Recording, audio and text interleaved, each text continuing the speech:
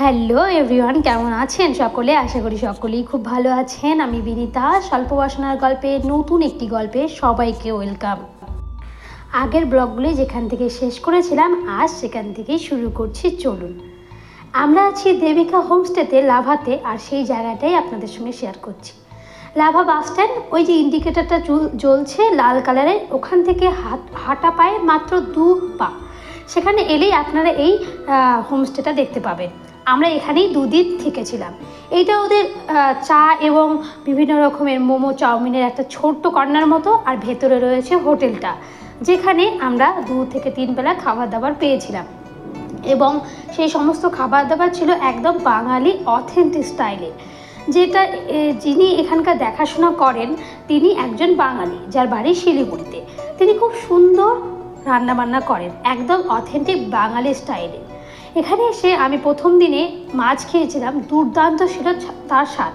আমি ভাবতেই পারিনি যে পাহাড়ে এসেও এত সুন্দর টাটকা মাছ খেতে পারবো। আর এটি ছিল আমার প্রথম পাহাড়ে এসে রাত্রি যাপনের অভিজ্ঞতা। বেশ ভালো ছিল, খাবার দাবার ছিল অত্যন্ত সুস্বাদু, যা আমি কল্পনাতেও ভাবিনি। ভেবেছিলাম চাউমিন, রোল, মোমো এসব খেয়েই হয়তো কাটাতে হবে, না, তবে তা নয়। একদম বাঙালি স্টাইলে যেসব ঘরোয়া খাবার আমরা খাই সেই সব খাবারই উনি দিয়েছিলেন। চলুন ওনার সঙ্গে একটু কথা বলে নিই, কত ভাড়া এখানে পার নাইট এবং কীরকম কী খাবার দাবার উনি প্রোভাইড করেন এবং কত টাকা পার হেড লাগবে সেই সমস্ত কিছু ওনার কাছে শুনে নিই। আর আমাদের এখানে থাকা খাওয়া মোট কত টাকা লেগেছে এই সমস্ত কিছু শেয়ার করব ব্লগের শেষ প্রান্তে। অবশ্যই ব্লগটা পুরোপুরি দেখতে হবে। এখানে ধরো রুম, ধরো সিজন অফ সিজনের রেট তো আছে একটা। সিজনে ধরো এমনি 1000, 1200, 1500 এরকম বাইরে। আচ্ছা। আর অফ সিজনে এমনি 800, 1000, 700, মানে অফ সিজনে কোনো রেটের কোনো ইয়ে নেই। আচ্ছা, পার পারসন না হচ্ছে রুমের রেটে বললাম। রুম আর যেটা তোমার পার পারসন থাকা খাওয়া নিয়ে যেটা হয়, সেটা ধরো 1000 টাকা, 800, 1000, 900 এরকম মধ্যে হয়ে যায় থাকা খাওয়া। এখানে এসে কথা বললে বেটার হয় নাকি? হ্যাঁ, এখানে এসে এখানকার খাবার দাবার বেশিরভাগই থালি সিস্টেম। চলুন আপনাদেরকে দামটা শেয়ার করি। ভেজ থালি 120 টাকা, এগ থালি 150 টাকা, ফিশ থালি 220 এবং চিকেন থালি 250। আমার মনে হয় দামটা ঠিকঠাকই রয়েছে, আপনারা ভালো বলতে পারবেন। এখানে মোবাইল নাম্বারও দেওয়া আছে, দেখুন ওই মোবাইল নাম্বারে আপনারা বুক করেও আসতে পারেন। এবং যদি এখানে এসেও বুক করেন সেটাও হবে, যদি অ্যাভেলেবেল থাকে রুম অবশ্যই দিয়ে দেবে। এবং 24 আওয়ার 7 ডে ওদের ওয়াইফাই থাকে। পরের দিন সকাল, ঘুমটা বেশ ভালোই হয়েছিল। এখন আমাদের বেরিয়ে পড়ার টাইম। আমরা এখান থেকে লাভা থেকে ডাইরেক্ট শিলিগুড়ি একটা বাসে যাব। সেই জন্য কোন রুটে কিভাবে যাব সেটাও আপনাদের সঙ্গে অবশ্যই শেয়ার করব। চলুন যাবার আগে রুমটা একবার দেখিয়ে নিই। রুমটা তো একটু অগোছালো, কিন্তু রুমটা মোটামুটি বেশ ছিল। রুমে একটা বাথরুম ছিল আর 2টো বেড ছিল। আমরা যেহেতু 4 জন আর নিজেদের লোকই ছিলাম, তাই আমরা ওই 4 জন একই রুমে ছিলাম। আপনারা চাইলে বিভিন্ন রকমের রুম আছে, আপনারা নিতেই পারেন। অনেক লম্বা জার্নি, সেই জন্য আমরা একটু বেশি করে ব্রেকফাস্ট করছি। মোমো, চাউমিন এই সমস্ত কিছু মিলিয়ে মিশিয়ে যেন অনেকক্ষণ পেটে থাকে। এখন 6:40 মতো বাজে, আমরা রওনা দিয়ে দিয়েছি। 6:30-এ আমাদের বাস ছিল। আর হ্যাঁ, বাসটা আপনারা বুক করতে পারেন আগের দিন।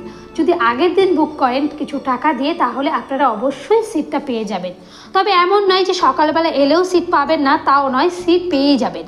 6:30-র মধ্যে, 6:20-র মধ্যে বাস স্ট্যান্ডে এলে খুব ভালো হয়। 6:30-তেই বাসটা ছেড়ে দেয়।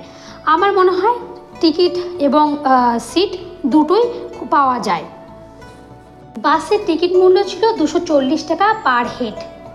আপনারা যে হোমস্টেতে থাকবেন সেই হোমস্টেতে বলে দিলেই এই বাসটা আগের দিনই কিছু টাকা দিয়ে বুক করে রাখতে পারেন।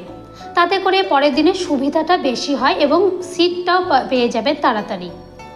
প্রথমেই বলেছিলাম সাধ্যের মধ্যে পাহাড় ভ্রমণ, মানে মধ্যবিত্তরা চাইলেই এইভাবে ভ্রমণ করতেই পারে। যদি মনে করেন আমরা কোনো রিজার্ভ গাড়িতে যাব না, অনেক টাকা লাগছে, তাহলে এইভাবে কিন্তু আসাই যেতে পারে এবং যাওয়াও যেতে পারে। প্রথম ব্লগগুলোতে আমি বলেছিলাম আমরাও কিন্তু আসার সময় আমরা বাসে এসেছিলাম, তারপর ছোট গাড়িতে এসেছিলাম কাটা। সেখানেও আমাদের অনেকটা সাশ্রয় হয়েছিল, তবে যাওয়ার দিনও অনেকটাই সাশ্রয় হয়েছে। 2 দিনে আমাদের ঘর ভাড়া লেগেছিল 3500 টাকা এবং খাওয়া দাওয়ার ইনক্লুডিং ছিল না। আমরা এক্সট্রাভাবে কিনে খেয়েছি প্রত্যেক দিন, এবং সঙ্গে চা এবং বিভিন্ন ব্রেকফাস্টও কিনেই খেয়েছি। এবার যে যেমন খাবেন তার তেমন বিল হবে। আমি খাবারের দামগুলো আগেই আপনাদের সঙ্গে শেয়ার করেছি, সেই অনুপাতে আপনারা একবার দেখে নেবেন। পুজোর পর খুব ছোট্ট একটা ছুটি নিয়ে এসেছিলাম পাহাড়ে। বেশ সুন্দর হই হই করে 2 দিন কাটিয়ে ফেললাম। এখন ফেরার পথ, কিন্তু ইচ্ছে করছে না একটুকু ফিরে যেতে। মনে হচ্ছে আরও 4টে দিন এখানে কাটিয়ে ফেলি।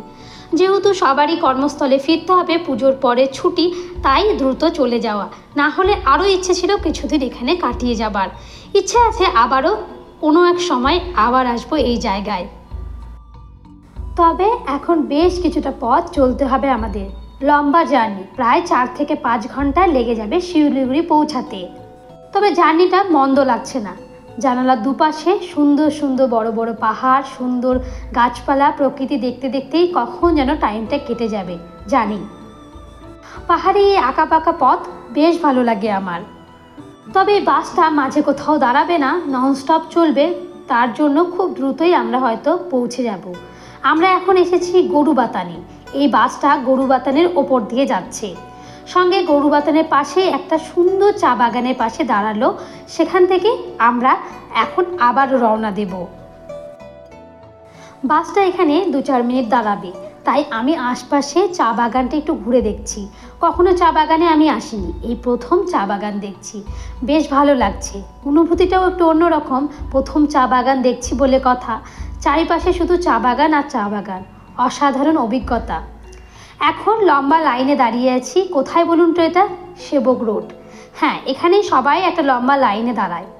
আমরা পৌঁছে গেছি শিলিগুড়ি বাস স্ট্যান্ডে। আজ তবে আসি, নতুন একটা ব্লগে আবারও দেখা হবে। অবশ্যই সাবস্ক্রাইব করবেন আমার চ্যানেলটিকে এবং কমেন্ট করবেন।